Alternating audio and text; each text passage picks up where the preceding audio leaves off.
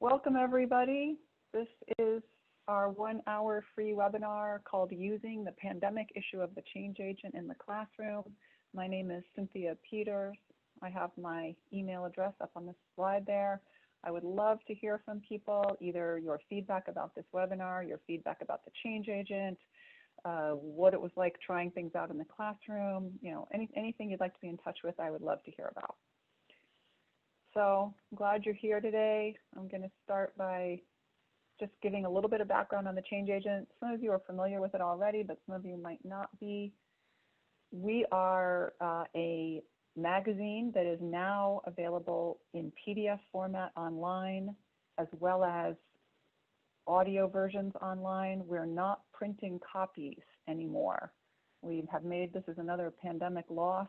It's just operating in this new world here. It didn't make sense to print copies and ship them to programs, most of which aren't even open, and very few classes are meeting in person. So luckily the change agent is really flexible here and is very ready to meet the online demand. So we're hoping that people will be able to make do without the print copies and use the PDFs online as well as the audio versions of the articles.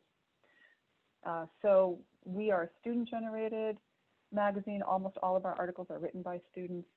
We come out twice a year. We pick a theme, and then we put out a call for articles, and students write most of the articles in the magazine. And you can see from that little collection of magazine covers that we cover a wide range of issues, all sorts of topics that we think are relevant to adult learners. If you're in a New England state or Texas or Oregon or DC or some certain programs or certain regions, I haven't listed all of them here, but just some of them, you have free access to the change agent because your state or your city or your region or your program bought a bulk online subscription. So if you don't know, if you're from one of those states and you don't know how to get your free access, you're going to have to email me and I'll let you know. Okay? So, and if you aren't from one of those states and you think your state might be interested, let's definitely talk, because this is a great way to get all of the teachers and students in your state accessing some really great materials. And especially in this era of all distance learning, this could be a great opportunity. If you're not in one of those states and you're a teacher and you just want to individually get your own subscription, it's very inexpensive. It's just $30 per teacher per year. You get access to everything we have on our website, and you can share your online access with all of your students. So you and all your students get on for $30. Please hit that subscribe tab and on our website to subscribe. It's really easy. It's an automatic process. Once you fill out the form and make the PayPal payment, you immediately can log in. So what's our agenda for today? We're going to do these kinds of introductory comments. Then I'm going to take you to the change agent website itself and give you a tour. I feel like since we're not doing paper anymore and everybody has switched to online learning, it's going to be important for me to spend a little bit more time just showing you our website so you can really see what we have online that you can share with your students. Then I'm going to introduce the pandemic issue, and the way I'm going to do that is via the PowerPoint. I have picked out some articles and some key things to teach on, and I'm just going to open a few windows into how you can teach with the pandemic issue. And by no means am I going to cover everything, but I'm going to cover a lot, and then the rest of it, you'll have to explore yourself and see what you can find. And then I want to spend some time telling you about our next call for articles, because as I mentioned, we invite students to write for this magazine. So if you're moved by what you see here and you can get your students writing for the magazine, they might be published. They would receive a $50 stipend, or gift card is what we're sending out now, a $50 gift card if they get published. And they get to see themselves in print, for a national audience. So it's an exciting teaching tool using that call for articles in the classroom. All right, so I'm going to go straight into showing you the change agent website. And I understand there might be a little bit of a lag. So Ebony, just give me a shout when you notice that my screen is successfully shared and you all can see the change agent website. So this is what it looks like when you land at our top page. And there's a bunch of stuff here, but I want to scroll down to something towards the bottom, which is a video tour of the website. So in a way, I'm going to give you a tour right now of the website, but if you forget any of this, or you think it's cool and you want to share it with other people, you have this 2.5-minute video tour that you can watch again yourself or share with other people. So here are some of the things I want to show you. First, I want to show you that we have 2 major issues of the change agent for free, partly because we were able to raise extra money to make them free. One is our talking about race issue, which we thought was just really relevant for this moment in time. It's a lot, it not only addresses race, but it talks a lot about how to bring it up in the classroom, how to navigate this topic in the classroom. It has learners talking about why race matters.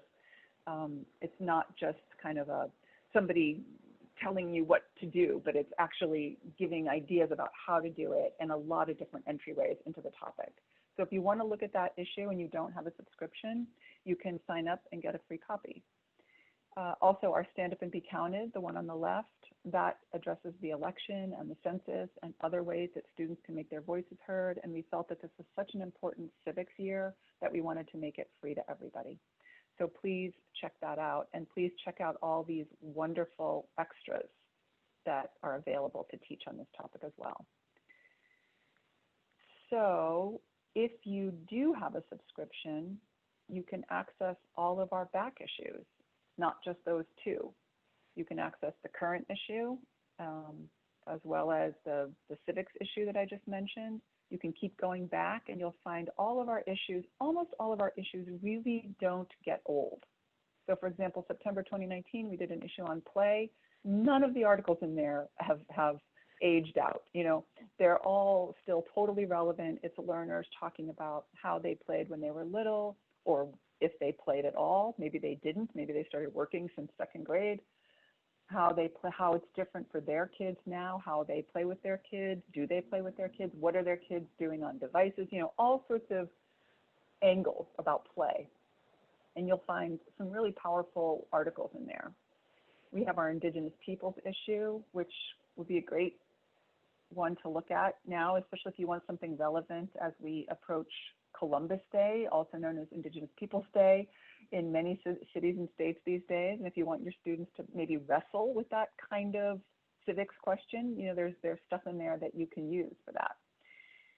There's a math issue, an issue on hair. Highly recommend that one. Very powerful writings. Career pathways. You can see that we kind of swing back and forth between kind of straight, normal sounding adult ed type topics like career pathways, and then to the other extreme, a whole magazine on hair, or on play, or if you look down on transportation, or here's our talking about race issue. So I just wanted you to know that when you have access to these online resources, you get all this content. Now, if you look more deeply into an issue, each issue has all this stuff. Has a chance to look at the table of contents for that issue, and if you do that, you can sort it by level. So notice how when I click on the word level, it now sorts it by the easiest level pieces, moving up to the harder level ones. You can also read the issue extras. You can also look at a grid that helps you teach this issue in a way that is aligned with the college and career readiness standards. And you can watch a recording of a webinar like the one we're in right now that gives you ideas about how to teach with that issue. Also, most importantly for online learning is you can hear audio versions of articles. So here's one called Who Counts? Everyone.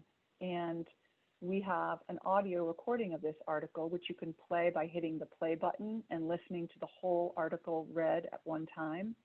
Or you can push the play buttons within the text and you'll get chunks of text read. So a student can listen to one chunk, then try reading it out loud for herself, then listen to the chunk again, you know, really take her time. And we have lots and lots of online audio versions of articles available.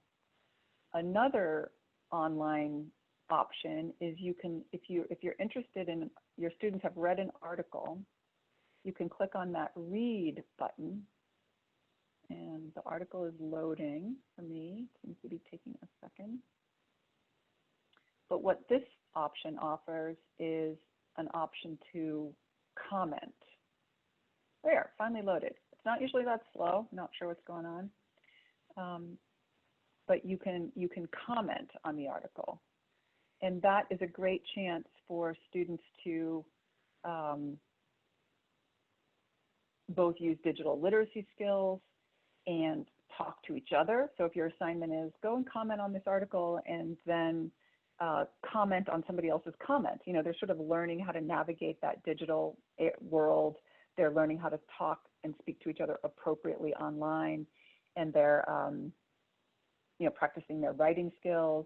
You can use that as an assessment even. They could perhaps, you could direct them to make a comment that refers to something specific from the text. So you're kind of coaching them to respond to evidence in the text and that kind of thing.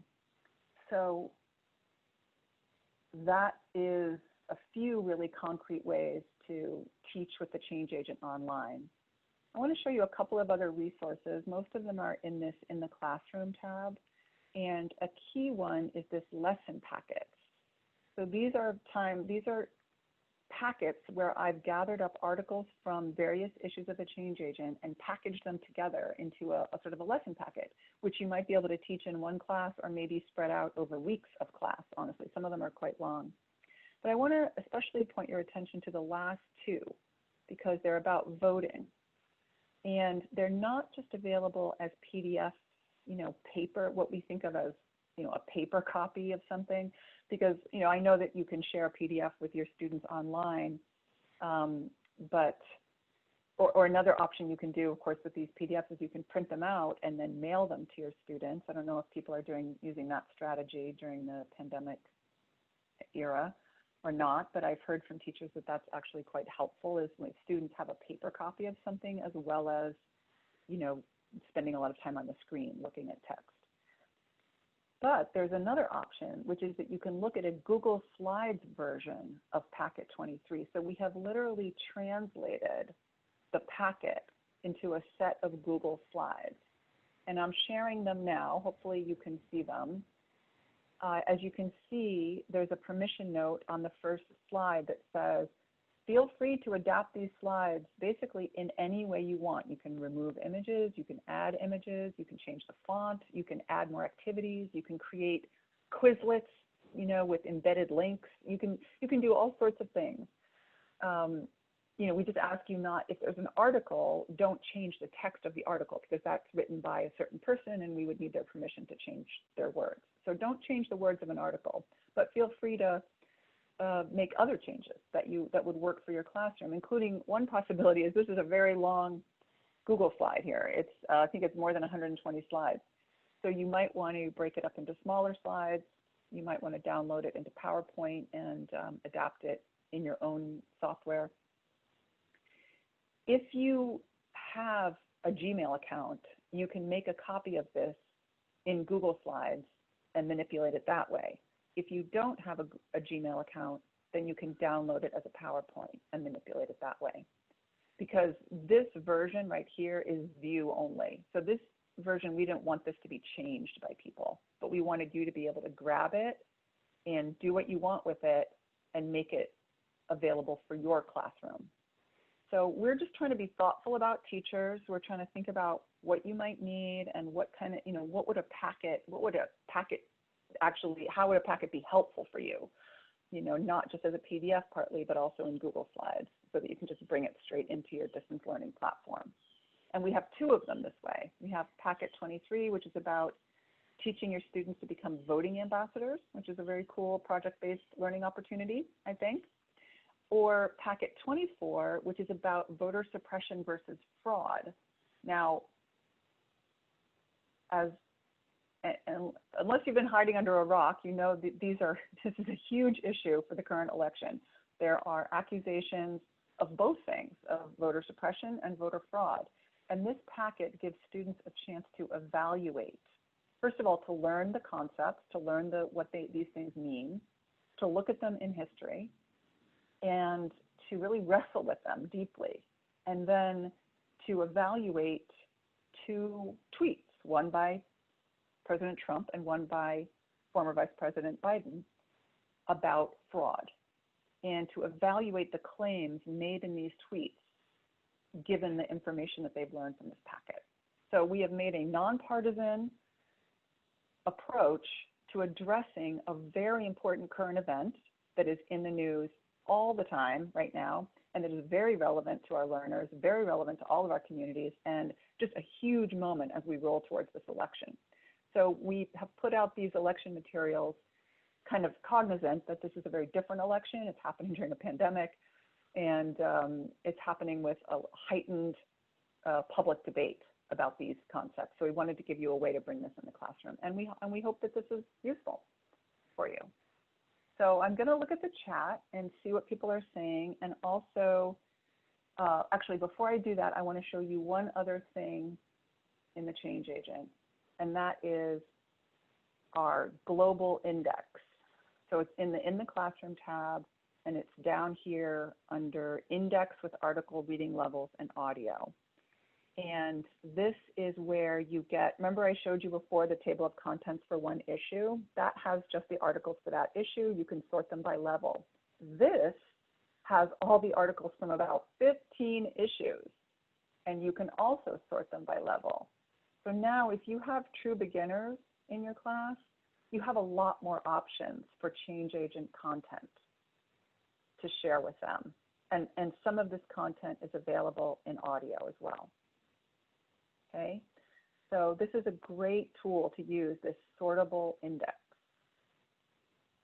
Okay, I'm going to return to the PowerPoint, and somebody give me a heads up when you are able to see it. Okay, and it looks like it went to the other. Okay. Yeah, so I'm going to pause here and look at the chat and see, are there any questions that I should be addressing, or are people making comments? I see Ebony's dropped in a lot of the links, so that's great. Thank you, Ebony. And others, I would love, if you have questions, we may be a small enough group that you could unmute yourself, or you could just drop your question into the chat, and I will try to follow the chat. So Ebony, let me know if there's some key questions that I should be on the lookout for, okay? And I will continue going with my PowerPoint. So I wanted to create a slide that kind of reminded you, because you'll be getting a copy of these slides. I wanted to have a slide that with a reference point for all the places that we just visited. And some of them we didn't actually have time to visit, but you'll be able to click on these and see them. So obviously the home page, in the Classroom tab, which has lots of content that you'll want to pay attention to. I didn't show you the beginner packets, but we were aware that a lot of people say the Change Agent's too hard for my class. I need to have more beginner material. So we grouped up the beginner articles and put them in packets. Also the lesson packets, which I showed you, that's sortable by level. The call for articles I didn't show you, but it's good for you to know where it is. It's in the Classroom tab, and then all the back issues. Okay, so now let's change it up here and start looking at the pandemic issue. And the way I'm going to do this is just share with you the very first article that is in the magazine. It's a poem. It's by Okja Kim. It's a beautiful poem. I'm not going to read it out loud, but I just want to share with you that there's a certain arc to the poem that is really fun to identify and figure out. She starts out describing how the pandemic started, how there was a certain failure to respond at the beginning, then the economic crash happened, people felt brokenhearted, then came the advice, what to do, how to try to prevent the spread of the disease, and then people kind of descending into a certain amount of depression sometimes, feeling angry, self-medicating. There's a lot of information about the virus. Is it fake? Is it true? And then she ends with this wonderful series of lines, with each one starting with let's. Let's ask what our humanity is. Let's look out for everyone. Let's love our lives and love our neighbors. So she, has a kind of a rousing ending, And so it's a nice poem, a great way to start. If you're going to be teaching about the pandemic, this might be a nice way to start. And there's some after you read activities, which I try to develop activities for almost every single piece, so that as a teacher, if you want to bring it in, there's some of the work is already done for you. And the activities are aligned to the college and career readiness standards. And that way you can feel confident that you're not just teaching a relevant, interesting, and moving piece, but then you're doing activities that are helping you teach to the standards. So the first activity here is to try to get students to describe the arc of the poem. This is going to help them think about, it's going to help them build their comprehension, think about this genre of poetry and how, the meaning emerges. Also, I have a prompt here to notice the author's use of punctuation in capital letters. So it's pretty open-ended. It's just notice it. So that would be the instruction to students might be, well, what do you notice about the punctuation in the capital letters? So they're kind of learning a little bit about how poems are maybe a little bit different from other kinds of texts. And then finally, I just thought this use of the word let's was interesting to teach. First of all, to just teach what it is, the contraction of let us, and then to just try out themselves, maybe writing their own sentences that start with let's, so they can say what they think, what direction we should go as a community or as a people or as a country. So that's just an example of some after you read activities. And speaking of arcs, what's the arc of this pandemic magazine? Well, I wanted to share this with you just so you'd have a sense of the general contours of the magazine. So it starts out with kind of trying to understand the virus, both the science of it, how you prevent or slow the spread of it, and then also some of the larger context, like what is the role of the environment, what is the role of even racial disparities and health disparities in the spreading of the disease, or even in housing, what's the role of housing insecurity in the spread of the disease. So the arc of the magazine, again, is the sort of trying to do a roundup of understanding the virus, people's experiences with coping with the virus and with the pandemic and with the lockdown, how people have found joy, how they've helped others, addressing hoarding and other kinds of lessons that people have learned. People have just had really profound moments during this pandemic, and the student voices are just amazing here. Also, I have a little group of articles where students talk about what it's like going to school during the pandemic. And that has, I'm sure your students would love to be able to have an opportunity to read something by their peers, that's probably going to really resonate with them about making this switch to online learning. And then finally, the last section is about work. I have a lot of students writing about either being essential workers or having their partner, their spouse be an essential worker, how they're trying to stay safe, or maybe they're non-essential workers and they've been out of work for a while. So again, it's going to really resonate with your students. You'll see that this activity that I created where I'm directing teachers to try to get students to notice the rules for using quotation marks and for writing dialogue. And this is an activity where, I'm not telling you the rules, but I'm asking students to notice the rules. And they might actually be able to figure out some rules on their own, which I think is a really great way to learn rules associated with using quote marks. You could just do it as a straight memorization thing, but you could just have them investigate and generate, right? And then practice writing their own dialogue. Okay, so slide 14, please.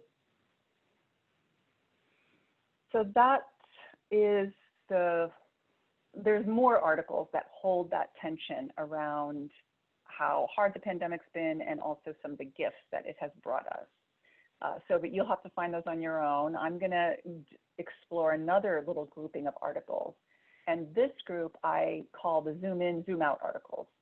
And the complexity and the sort of profundity that these articles hold is that they are both deeply personal and address something systemic.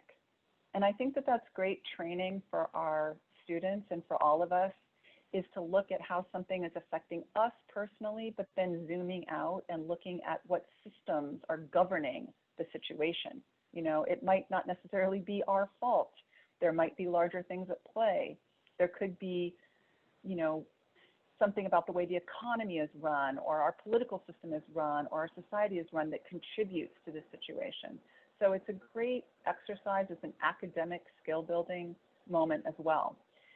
So here's two examples. One, this woman writes about hoarding, you know, and we all know that, you know, the toilet paper disappeared off the shelves and the hand sanitizer disappeared off the shelves, and everybody did panic buying at the beginning, and I think it's kind of settled down a little bit now. But she looks at hoarding, how it doesn't just hurt individuals. You know, it might hurt certain individuals. You can't get a certain thing. But she has this other really cool thing she does, which she says it also hurts people who work in the stores. You know, it stresses them out. And it stresses out our whole community, because now we have some people who have a lot of hand sanitizer and other people who have none. And so how does that contribute to collective well-being? You know, what we want ideally is everybody to be sanitizing their hands, not just you having a bunch of hand sanitizer in your basement. You know, so it's a great zoom in, zoom out example. And then also our article on the right is by a woman who talks about being an undocumented immigrant and how when there's no pandemic going on, everybody depends on undocumented immigrants to do lots and lots of very hard jobs. But then when we, meaning undocumented immigrants, are in need, all of a sudden we're invisible. So, you know, we don't get the stimulus check, you know, we don't get unemployment benefits. And I'm using we in the sense that she uses we. And, you know, she says, you know, the government treats us as if we're invisible, and I don't know if there's anything I can do, you know. And I included a little box there that where undocumented immigrants are taking action on lots of things, and I wanted to include resources for immigrants. So anyway, just another example. Both of these very accessible. One of them came out at a grade level 6, but it's pretty short, so you still might be able to bring it into people who are sort of lower intermediate. Okay, next slide, slide 15.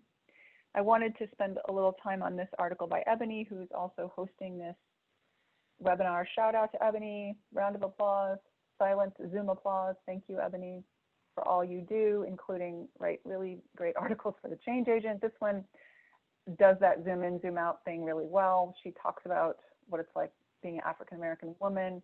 In normal circumstances, she has to prepare a lot to, for example, just go shopping, you know, because she's going to be profiled in a certain way. And to militate against that, she has to, you know, prepare herself. Now, having to add a mask on top of that, that has extra meaning for an African-American person who might already be profiled unfairly, and now, you know, her face cannot be fully seen. And so that could add to more profiling. But she doesn't just talk about her own experience. She talks about how the pandemic has disproportionately affected communities of color. And people of color, especially African Americans, much more likely have a much higher morbidity rate with this pandemic than white people do. And so there's some charts and some graphs and some visuals for you to unpack in the classroom, some links that you can click on to just go right to those things and look at them in their original source. It'll be a little clearer. One of them is an interactive map that is really fascinating. So as you can see, we have not only the brilliant article that tells a story and that takes people into a lot of important issues, but there's before you read activities, there's after you read activities, there's graphs to unpack and look at. And so lots of teaching tools, lots of ways to build basic skills in the context of something that's relevant and interesting. And this is a higher level piece. So for your more advanced folks, for your people trying to get their GEDs or do a transition to college class, this is going to be more on target. All right, let's look at slide 16. Another zoom in, zoom out moment, and I picked this one because it's particularly important during an election year, and that is this woman who wrote about how she was having a really hard time during the pandemic. She shares some of her strategies, but the one that I thought was so interesting was that one of her strategies was she became a census ambassador, and that was something that the Change Agent had promoted with the support from the National Coalition for Literacy, which is training, you know, students to be census ambassadors, and she got this training. She's in Vermont, and she's in the part of the Vermont Adult Learning program, and she's in Brattleboro, so some of you Vermonters may know her. She became a census ambassador, and it was so helpful. Not only was she doing something important for her community and for the whole country, but she was doing something that took her mind off the pandemic. And it had that purpose as well. And so I just want to lift this up as this idea. You know, if you think, oh, teaching about the elections right now is too hard, or teaching because everyone's just consumed with the pandemic, hey, a lot of people are really happy to have something to think about besides the pandemic, especially if it's something that where they feel like, oh my God, I did something useful for my community. And so if you want to check out that voting ambassador packet where you teach students how to be voting ambassador, they could spend the next month helping to get people registered, helping to get people to vote, think about the importance of voting, mailing in their ballot, their mail-in ballot, you know, whatever they can do. And even if they can't vote themselves, they can still support other people to vote. So yeah, great opportunity to teach about something that's not about the pandemic, but that gives people a feeling of purpose. Okay, so yeah, those were the pandemic pieces that I wanted to share. The next 4 slides, if you want to go to 17, Ebony, the next 4 slides are, I already told you about, because when I was giving you a tour of the Change Agent website, I mentioned the voting ambassador packet and the suppression versus fraud packet. So since I've already gone into that in a little bit of detail, I don't need to spend that much time on it now, but these slides just say a little bit more about what they teach. So if you go to slide 18, it also shares the tiny URL that we developed for that set of Google Slides and a reminder about how you can use this information. And then slide 19 mentions packet 24, which is the one on suppression versus fraud. Again, I won't spend much time on this. If you look at slide 20, it's got the tiny URL for that one. And at the end of each of these Google Slides, there's a little feedback form. It's a Google form that you can click on. And if you do use it in your classroom, we would love to hear back how it went, because we're thinking a lot about how to morph our content to be more friendly for the distance learning classroom. And this Google Slides work was our first attempt in that direction. So we'd love to hear how it went for you. And if you like it, we'd love to hear that. If you thought something could be better, we would love to hear that, because we want to keep working on these kinds of activities. Okay, let's look at slide 21. I mentioned that I want to spend, oh, actually, let me pause. Ebony, can you let me know if there's anything in the chat? Please interrupt me at any point, and because I'm sorry, I can't see the chat. So if you could let me know what's happening in the chat at any point, I would really appreciate it. Michelle asked if the rating levels almost relate directly to grade level, at least roughly. Yes, they're grade level equivalents. I use a thing called the consensus calculator, and I drop the text in there, and it takes the kind of average of about 7 different leveling calculators, and it spits out a grade level equivalent. Yeah. Mary, who arrived a little bit late, asked how subscriptions work. Basically, you can go to our website and click on the subscribe tab, and the way to subscribe these days is online. You get an online subscription. It costs $30 per teacher per year, and you share your online access with all your students. It's easy to figure out from our website. Any other questions? I believe I got everything, but if I missed anyone's question, please ask it again, because I'm having a little trouble seeing the chat in presenter mode. So just ask again. Yeah, we're doing some multitasking here. Thanks, Ebony, and thanks everyone. And yeah, please do just keep popping your questions in the chat or email me. We can go back to my email address at the end of this. So we're on slide 21 now. This is where I just want to give you a heads up about the call for articles. So the next topic is mental health, or also emotional well-being, or stress management, or coping with stress, however you want to frame it. I think we're calling it sort of mental health and emotional well-being. And we picked this topic for what I think are obvious reasons. Everybody has been struggling. Everybody was already operating at maximum capacity. And the pandemic has added a layer of stress, of isolation, of challenges, especially for parents or people with older relatives or people, facing already too much.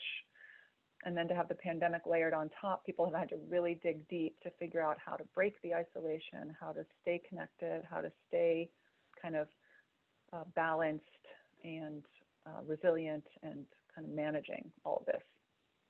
I know you all hear me. I know all of you probably can relate to that too. So we decided to make that the theme of the next issue. Having the pandemic be the theme of this issue was really powerful. I got more submissions for this issue than any other topic I've ever done. I don't know how the mental health one is going to go. I'm curious to see. I have a feeling that it's going to be really resonate with students. They're going to have a lot to say on this. So if you decide to bring in the call for articles, and Ebony, if you could just go to slide 22 quickly, and then we might go back to slide 21, but slide 22 shows you what the call for articles looks like. And it also has the link. So we can drop that into the chat at a certain point. But it's a little bit of a dense document, right? I mean, you might feel like I can't bring this into my beginner class or my intermediate class. This is too much. But I want to encourage you to try anyway. I think one reason is that it's just not a bad idea to help students struggle with a hard document. One thing they can do is, and you can support them to do, is just try to really sift through, wow, there's a lot of text here. What are the most important things to look at? What should I maybe underline or highlight, or how can I break this down for myself? Oh, there's so many questions. Oh my gosh, I can't deal with all these questions. Okay, let's just pick one question, or maybe two questions, and then just help them break it down. Because I think when you're modeling persistence, when confronted with a hard document, that is a life skill that we all need. Believe me, I am confronted with hard documents sometimes, and I just want to give up before I even get started. I just look at it and I go, forget it. I'm never going to understand this thing. So having little strategies for how to persist in the face of a hard document is a great teaching moment. So that's one thing I want to say. Then go back to slide 21 again, please. And I think some of the points here might help you bring the call for articles in. One thing is just make sure your students understand the change agent first, so that they have some idea who they're writing for, and they see other writers like them have written for this magazine. So this is not an undoable thing, right? They'll see pictures of the other writers. They'll see bios of the other writers. They'll see, oh, this is somebody like me. If they did it, maybe I can do it. So really let them explore the change agent so they know who they're writing for, and they see that other students have been down this path before.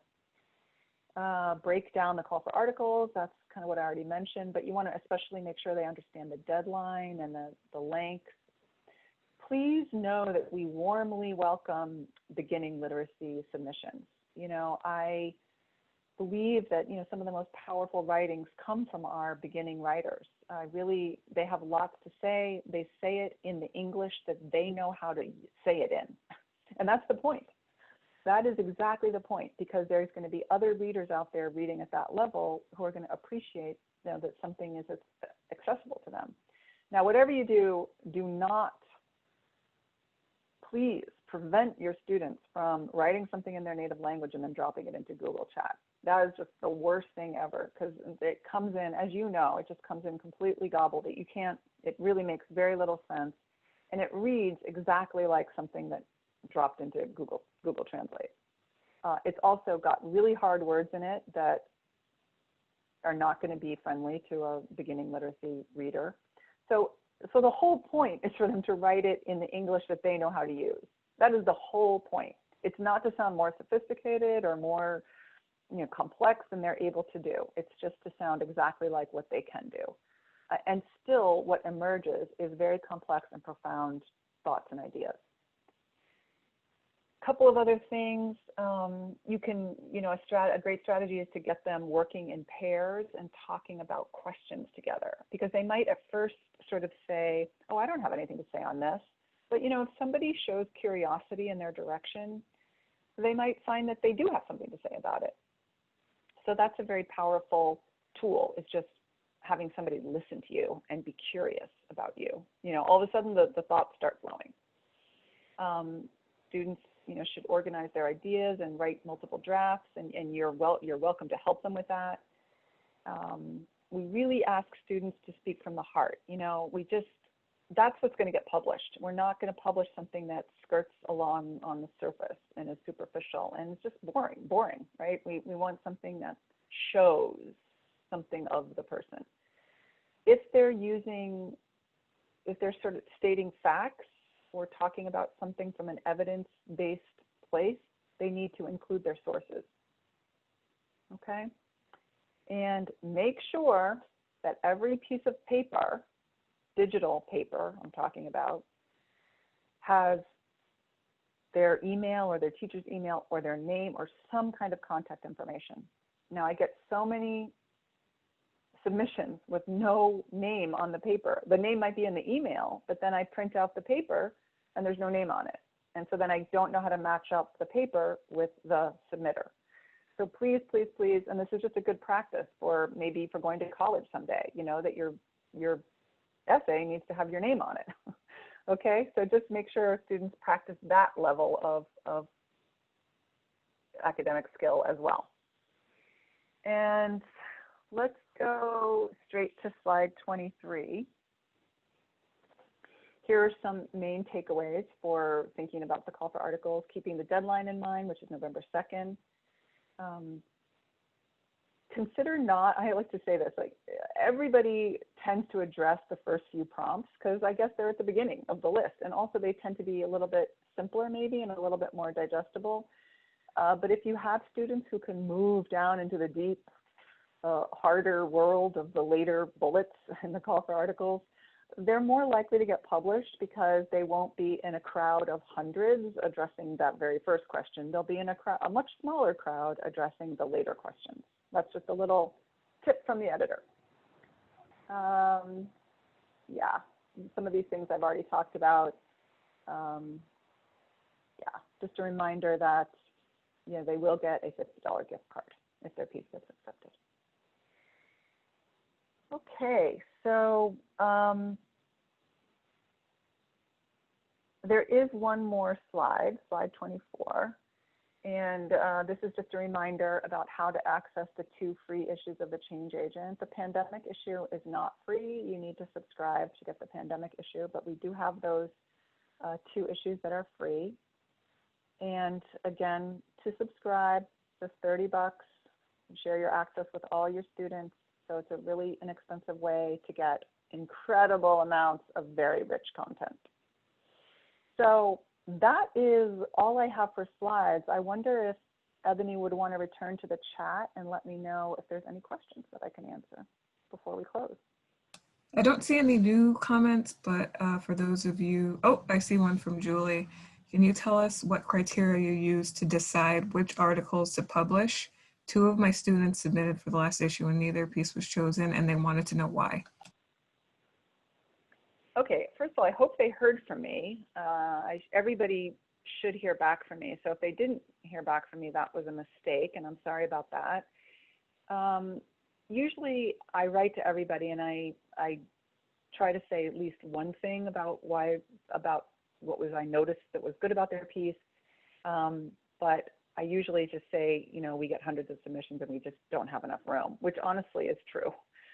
We only can accept about 30 pieces and we get hundreds of submissions. So sometimes, but I'll tell you that I have a lot of things in my mind when I'm accepting and rejecting pieces. One is that I want to have diversity in the magazine. I want to have diverse literacy levels, for example. So if I have lots and lots of level 6 submissions on one topic, a lot of them could be utterly fantastic, but it's too much from all on one topic, all at the same level, and all from New York City, say, right? So that happens sometimes. Like I'll have a teacher in New York City who has 30 students and they'll all write on the same topic and they're all at about the same level. And they're all like exactly alike, you know.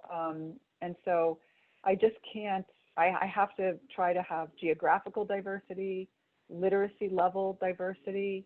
I like to have a diversity between native English speakers and immigrant or non-native English speakers because I just want to have representation from the whole adult education field. I want to have all of them represented in the magazine. So I could have two amazing pieces, but they have a lot in common and I need to pick one. So sometimes people are reject, a lot of pieces I get are just fantastic and I just don't have room for them. So I just have to choose. And sometimes the thing that's coming into my choice is that question of diversity. I hope that helps shed a little light on the process. I would definitely share with your students that I do get hundreds of submissions and can only accept 30. So their chances of being accepted are small. And you can tell them that from the get-go. And Julie, please write to me separately and let me know if your students never heard from me. I do get overwhelmed sometimes with how many submissions and trying to keep track of it all, and I may have missed something there. So, any other questions?